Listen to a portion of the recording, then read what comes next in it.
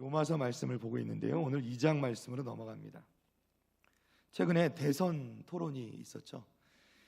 전 다 보지는 못했는데요. 근데 대선 토론을 보고 나서 느낀 점들을 얘기하는 것을 잠깐 봤습니다. 좀 안타깝게도 좀 좋지는 않았나 보더라고요. 그래서 대부분 사람들이 차악을 고른다. 그러니까 최선을 고르는 게 아니라 차악을 고른다 이렇게 말을 하는 걸 보고 참 안타까운 생각을 많이 하게 됩니다. 우리는 서로를 또 판단하고 각자의 기준으로 상대방을 점수 매길 때가 있습니다.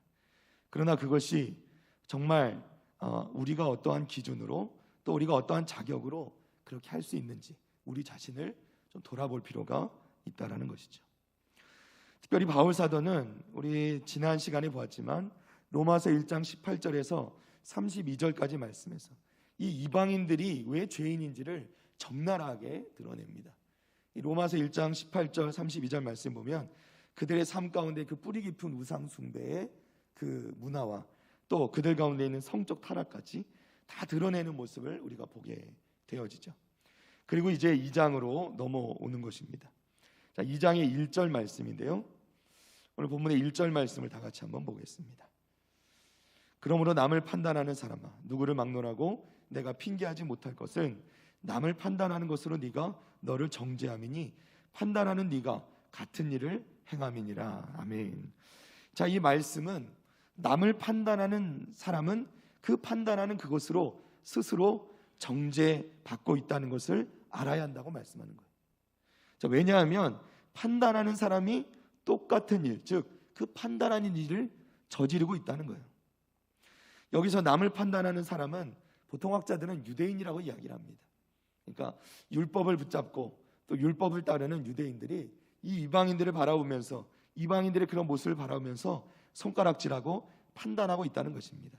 그러나 정작 그들 스스로도 그런 것들에서 그런 죄악에서 벗어나지 못하고 있다고 이야기를 하고 있는 것이죠. 실제로 당시 헬라 철학자들 중에서도 도덕적으로 타락한 이 로마 사회를 비판하고 또 그들의 잘못을 들추는 글들이 많이 유행했던 것으로 알려져 있습니다. 이런 사람들을 염두에 두고 사도 바울은 유대인이나 또 당시에 이 비판하는 헬라인들, 그 철학자들, 이른바 도덕적으로 우월하다고 스스로 생각했던 그 사람들을 생각하면서 그들에게 지금 반박을 하고 있는 겁니다. 바울 사도는 그들이 남을 판단하는 데는 선수지만 자기도 결국 같은 일을 행하고 있다고 지적하고 있는 거예요.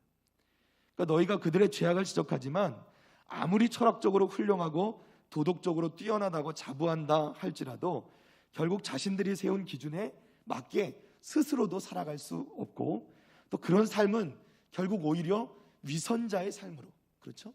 내가 비판하면서 그 비판하는 삶으로 나도 살아가고 있는, 그래서 결국 위선자의 죄까지 더하는 그런 삶을 살 수밖에 없다는 것을 말씀하고 있는 것입니다. 자, 3절로 넘어가 볼까요? 본문 3절입니다. 이런 일을 행하는 자를 판단하고도 같은 일을 행하는 사람아, 네가 하나님의 심판을 피할 줄로 생각하느냐. 아멘. 자, 하나님은 사람과 다른 입장에서 실수 없이 판단하시는 분이세요. 우리 하나님은 판단자가 되시고 우리 하나님은 심판장이 되십니다. 왜냐하면 하나님은 거룩하시기 때문이죠. 하나님은 죄가 없으신 분이에요. 그런데 사람이 스스로 옳다라고 우긴다 한들 하나님께서 우리를 그렇게 인정해 주시겠냐 하는 거예요. 불가능하다는 얘기죠. 사도 바울은 어떻게 그것이 너희들에게 합리화될 수 있는가라고 반문하고 있습니다. 우리가 큰 벌을 받아 마땅하다고 생각될 때 하나님 보시기에 오죽하겠습니까? 우리가 봐도 우리가 벌 받을 존재인데 하나님 보시기에는 어떠하겠냐는 겁니다. 우리가 범하는 죄가 다른 사람의 그것과 꼭 같지는 않다 해도 역시 죄는 죄라는 것이죠. 하나님 앞에서는 다르지 않다는 것입니다. 바울은 작은 죄를 범한 자를 벌하면서 큰 죄를 범한 자를 그냥 두면 그것은 판단하는 자나 큰 죄 짓고도 처벌되지 않는 자 모두 수치가 된다고 말씀하는 거예요. 하나님께서 그것을 판단하지 않으시면 하나님께서 하나님의 수치가 된다는 거죠. 하나님께서 그런 수치스러운 판단을 하겠냐는 겁니다.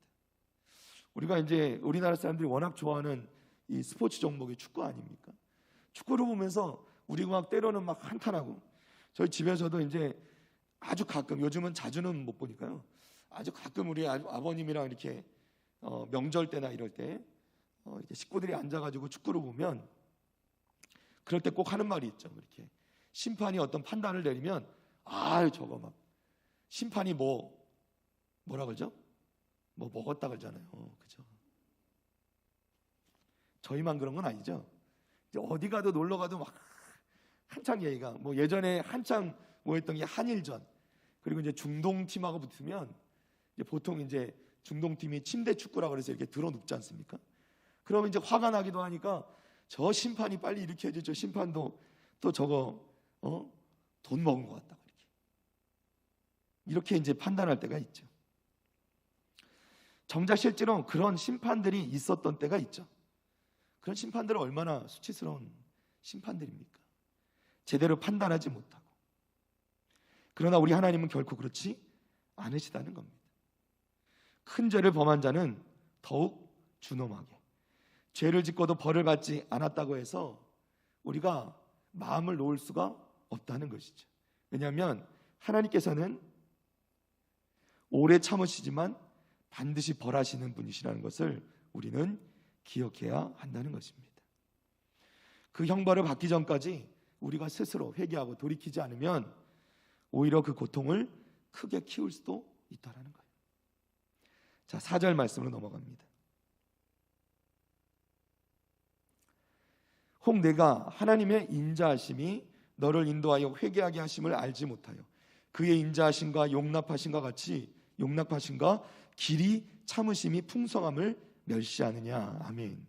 자, 하나님께서 살아계시다면, 이들의 이러한 죄악을 다 보고 계시다면 왜 아무런 행동도 취하지 않으시냐는 거예요. 그게 많은 세상 사람들이 묻는 것이죠. 그런 사람들을 향하여서 사도 바울이 대답합니다. 하나님께서 길이, 즉 오래도록 참고 계신 것을 멸시하느냐, 이렇게 묻고 있는 것이죠. 세상 사람들이 심판을 두려워하지 않는 가장 큰 이유가 이것이죠. 당장에 그것이 눈에 보이게 즉각적으로 형벌로 나타나지 않는다는 겁니다.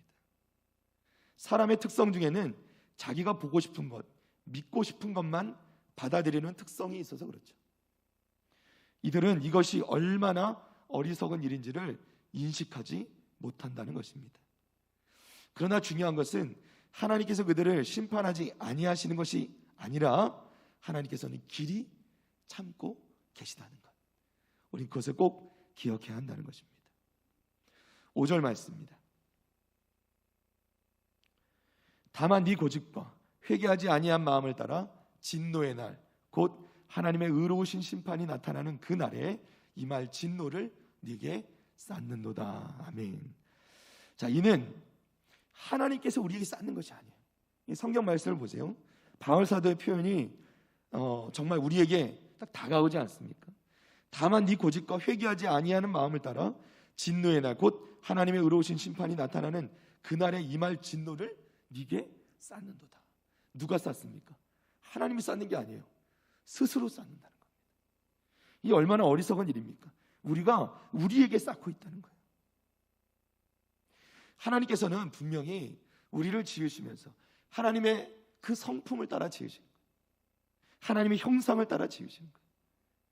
하나님께서 우리 가운데 선과 악을 구별할 수 있는 그 어떤 능력을 주셔서 우리를 창조하신 겁니다. 우리가요, 어떤 일을 보면 이것이 옳은 것인지 그른 것인지 안다라는 거예요.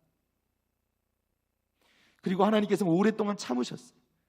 그리고 불러서 회개케 하시고 말씀도 주시고 또 다른 사람을 통하여도 말씀하시는 거예요. 때로는 우리가 그렇게 참 쉽게 읽지 못하는 계시록 말씀이다, 또는 여러 가지 선지서의 말씀들을 통해서 우리에게 경고의 말씀도 주세요. 주님께서 오시는 그 심판의 날에 대해서 우리에게 경고도 났죠. 그럼에도 불구하고 사람들은 순종하지 아니고 돌이키지 않기 때문에 뭐라고 말씀하시냐면 그 진노의 날에 임할 진노를 네게 쌓는도다 말씀하는 거예요. 너희가 스스로 쌓고 있다 말씀하시는 거예요. 그날 진노의 날, 하나님의 의로우신 판단이 나타나는 날. 사도 바울은 어떤 그 감정적인 측면에서의 진노를 받아들이는 것이 아니라 하나님의 의로우신 판단이라고 분명히 말씀합니다. 이것은 누구의 감정적인 것이 아니라 하나님의 판단에, 그 하나님의 의로우신 판단에 그 앞에서 이 진노를 받게 될 것이다라고 말씀하는 거예요.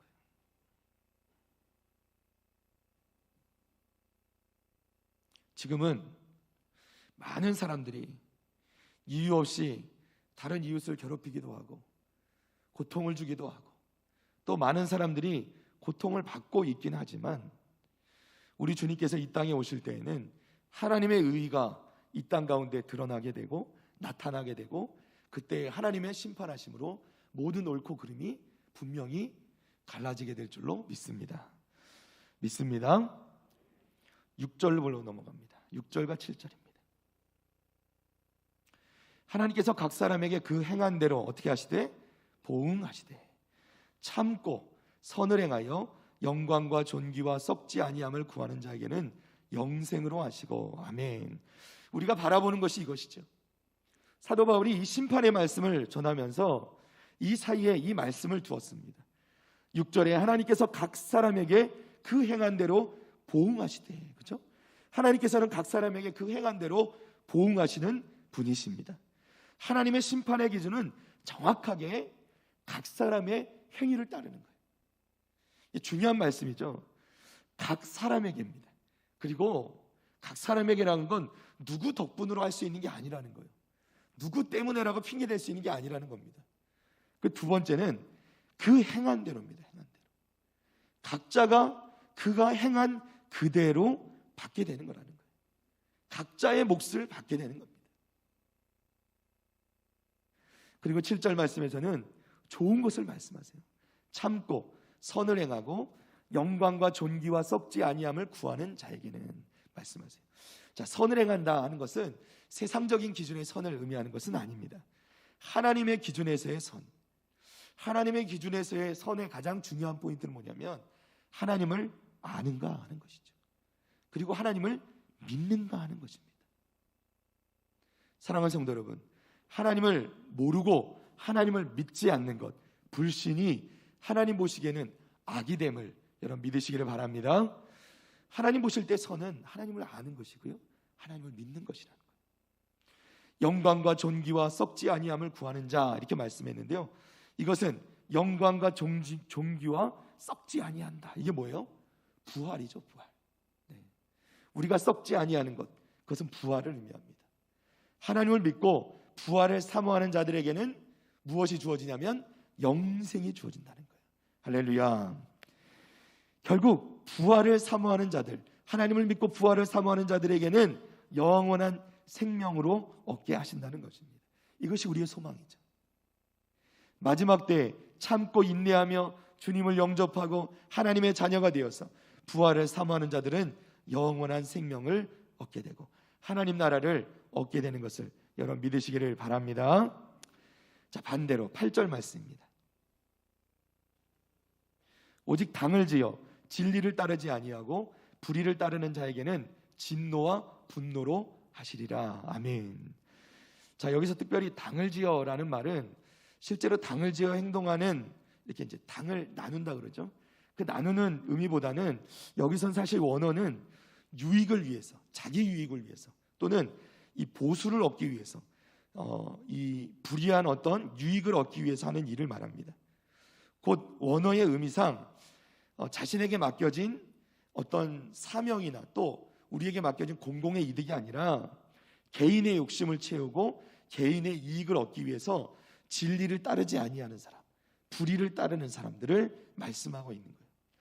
이런 사람들, 이기심에 사로잡혀서 자기 유익만 추구하면서 불의를 행하는 자들에게는 진노와 분노로 하신다고 말씀하는 거예요.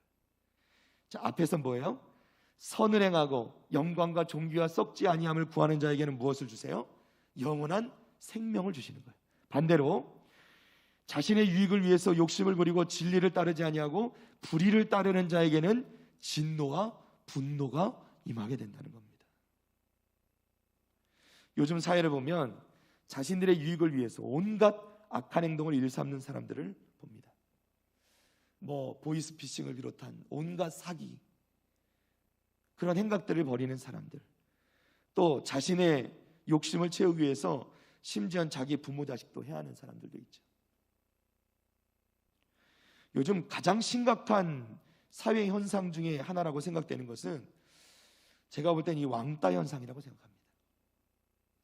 초등학교 교실부터 시작해서 회사나 군대, 어디서나 이 당을 지어서 약자를 괴롭히는 모습들로 나타나는 것들, 자신들의 이 유익, 이기심에 얽매여서 진리를 거스리는 사람들, 이런 사람들은 성경에 심판의 대상이다, 하나님의 심판의 대상이라고 말씀하고 있는 겁니다.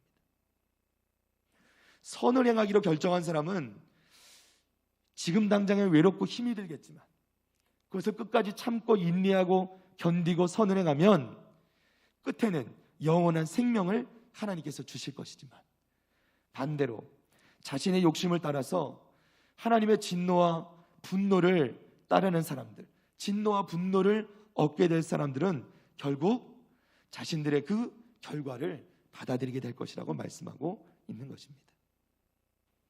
사랑하는 성도 여러분, 우리는 믿음의 성도로서 끝까지 선한 일에 서서 끝까지 견디고 마침내 이기는 자가 되시기를 주님의 이름으로 축원합니다. 축원합니다. 9절입니다.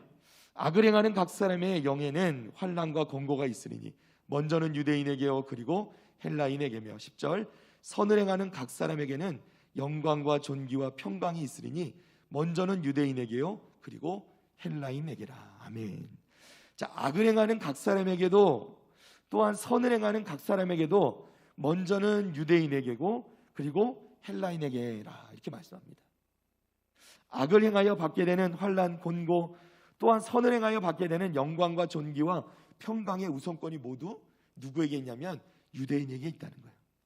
왜냐하면 하나님의 언약에 따르는 그 축복이 유대인들에게 먼저 주어졌기 때문이죠. 또한 그 복을 거부할 때는 그에 대한 징계도 유대인들에게 먼저 적용된다는 거예요.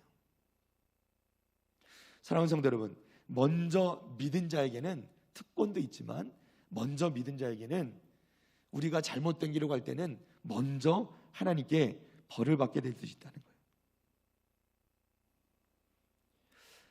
여기서 특별히 헬라인은 그리스 사람을 말한다기보다는 이방인을 대표해서 지칭하는 것으로 보는 것이 합당하겠죠. 자, 다시 한번 설명드립니다. 유대인들은요 선택된 민족이었어요. 하나님의 법인 율법을 받은 사람들, 율법을 가지고 있는 사람들이었어요. 그런데 그 자만심이 오히려 독이 되어서 이방인들을 함부로 판단합니다. 그러나 판단하는 그 소리 내서 오히려 자신들이 하나님의 심판을 피할 수 없게 되었다는 거예요. 심판을 받게 되는 첫 번째 이유는 그들이 불완전한 인간이면서 마치 하나님처럼 하나님만이 하실 수 있는 판단을 함부로 하였기 때문이죠. 그것으로 오히려 자신들이 벌을 받게 된다는 거예요.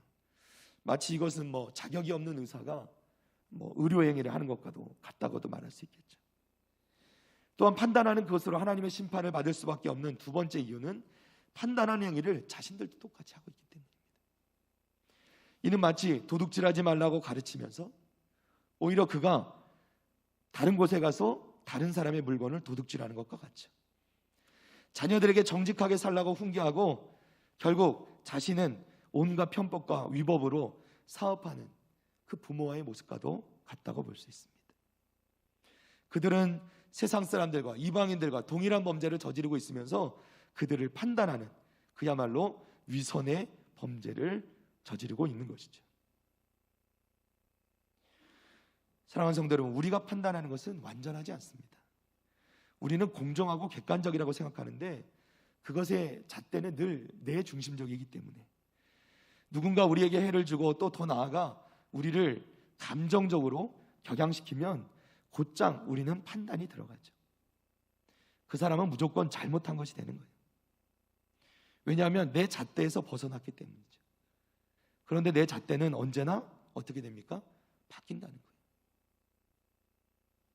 우리는 내 잣대 때문에 상대적으로 늘 변화무쌍한 내 잣대 때문에 화를 내기도 하고 싸우기도 하는 것이죠. 그런데 결국 우리가 말하고 있는 그 말이, 그 판단이 결국 우리의 판단 기준이 되게 된다는 것입니다. 주님께서는 말씀 가운데서 이것에 대해서 이렇게 경고하십니다. 마태복음 7장 1절과 2절 말씀입니다. 마태복음 7장 1절 2절 말씀입니다. 우리가 잘 아는 말씀인데요. 비판을 받지 아니하려거든 비판하지 말라. 너희가 비판하는 그 비판으로 너희가 비판을 받을 것이요 너희가 헤아리는 그 헤아림으로 너희가 헤아림을 받을 것이니라. 아멘. 아멘. 사랑하는 성도 여러분, 남을 평가하고 싶을 때 비판하고 헤아렸던 그 말들이 바로 우리에게 적용되는 심판의 기준이 될 것이라는 것을 잊지 않는 저와 여러분 되시기를 주님의 이름으로 축복합니다. 유대인들에겐 율법이 있었고 그들은 그것을 열심히 지키려고는 했지만 결국 그 기준으로 자신을 돌아보는 것이 아니라 다른 사람들을 판단했고 그로 인해서 결국 하나님의 심판의 자리로 나아갔다는 것을 기억하시기를 바랍니다. 특별히 살펴보면요, 저와 같은 목회자들 또 직분자들 오히려 이런 경우에 더 마음이 완고하고 우리가 스스로를 의롭다고 생각할 때가 많기 때문에 오히려 더 실수를, 이러한 잘못을 저지를 때가 더 많은 것을 보게 되어집니다. 스스로도 그렇게 완전하지 못하면서도 다른 사람을 판단하는 것, 참 우리가 다시 한번 돌아봐야 될 그런 말씀이라고 생각합니다. 마지막으로 11절 말씀 보고 마치겠습니다. 이는 하나님께서 외모로 사람을 취하지 아니하심이라. 아멘. 하나님은 외모로, 즉 그 사람의 배경이나 직위나 성별이나 그가 가진 것으로 평가하고 판결하는 분이 아니라는 것입니다. 나 역시도 하나님 앞에서 심판의 대상이 될 만한 것이 없는지 항상 우리를 돌아봐야 한다는 것입니다. 우리 하나님 반드시 심판하시는 하나님, 공정하게 심판하시는 하나님, 공의로우신 하나님. 그래서 때로는 두렵기도 하지만 오히려 때로는 그것이 우리에게 힘이 되기도 하죠.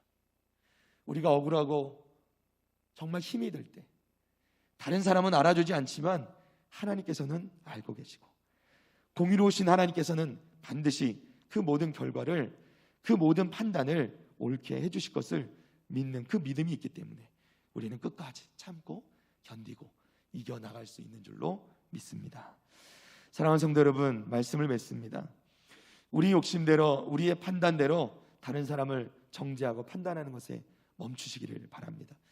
우리 하나님께서 우리의 유일한 판단자가 되시고 심판자가 되심을 인정하고 믿으며 때로는 우리를 억울하게 하는 모든 그러한 것에서, 그 억울함에서 자유하게 되시는 우리 성도들 다 되시기를 주님의 이름으로 축복합니다.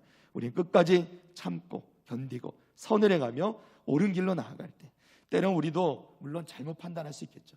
그러나 돌이켜서 하나님께 날마다 돌이켜서 회개하고 다시 하나님의 옳은 길로 돌아와서 그 길을 묵묵히 걸어가게 될 때 하나님께서 마침내 그 날이 올 때 하나님께서 우리를 심판하실 것이고 우리를 옳게 판단하여 주셔서 우리의 억울함도 풀어주시고 또 우리의 연약한 부분도 회복시켜 주실 줄로 믿습니다. 그렇게 하나님 말씀 붙잡고 끝까지 이기고 참고 그리고 반드시 승리하시는 우리 믿음의 성도들 다 되시기를 주님의 이름으로 축복합니다. 축복합니다.